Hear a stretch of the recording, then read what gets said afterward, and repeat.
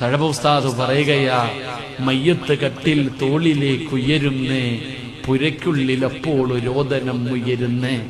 നിന്റെ ജനാസ അങ്ങട്ട് ആ മയ്യത്ത് കട്ടിലിൽ വെച്ചിട്ട് അങ്ങട്ട് പൊക്കണ സമയത്ത് നിന്റെ വീട്ടില് ഒരു നിലവിളി കേൾക്കാം.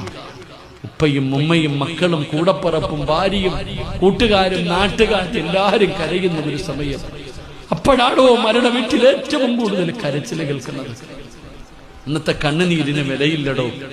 എന്റെ ഉപ്പാനെ കൊണ്ടുപോകല്ലേ, എന്റെ കാനെ കൊണ്ടുപോകല്ലേ, എന്റെ പൊന്നുമോനെ കൊണ്ടുപോകല്ലേ എന്ന് മരണ വീട്ടിൽ ഏറ്റവും കൂടുതൽ നിലവിളി കേൾക്കുന്ന സമയം.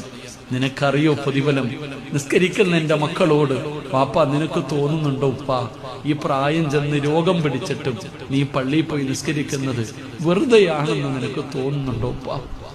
ഞാൻ എന്റെ ഉപ്പയോട് ചോദിക്കാം, ആരോഗ്യമുള്ള ചെറുപ്പക്കാര് നിസ്കരിക്കുന്നില്ലല്ലോ, നിന്റെ കൂടെ കടന്നവള് നിസ്കരിക്കുന്നില്ലല്ലോ. വെളുപ്പാങ്കാലത്ത് എഴുന്നേറ്റ് പള്ളിയിൽ പോകുന്ന വാപ്പ, നീ സാധാരണ മനുഷ്യനാണോ ഉപ്പ? എന്റെ ഉമ്മമാരോട് ഞാൻ ചോദിക്കട്ടെ, എന്റെ പെങ്ങന്മാരോട് ചോദിക്കട്ടെ, നിന്റെ മക്കളും നിന്റെ മരുമക്കളും വീടിനകത്ത് കിടന്നിട്ട് ആസ്വദിക്കുമ്പോ നിസ്കാര പായിലിരുന്നിട്ട് നിസ്കരിച്ചത്, ഖുർആൻ ഓതിയത് വെറുതെയാണെന്ന് തോന്നുന്നുണ്ടോ ഉമ്മ? ഇല്ല. എടാ ചെറുപ്പക്കാരാ, ഈ പള്ളി ഒന്നും തികയില്ലടാ മോനെ. എന്റെ ചെറുപ്പക്കാരോട് ഞാൻ പറയാ, ഈ പള്ളി ഒന്നും തികയൂലടാ. നിന്റെ ജനാസ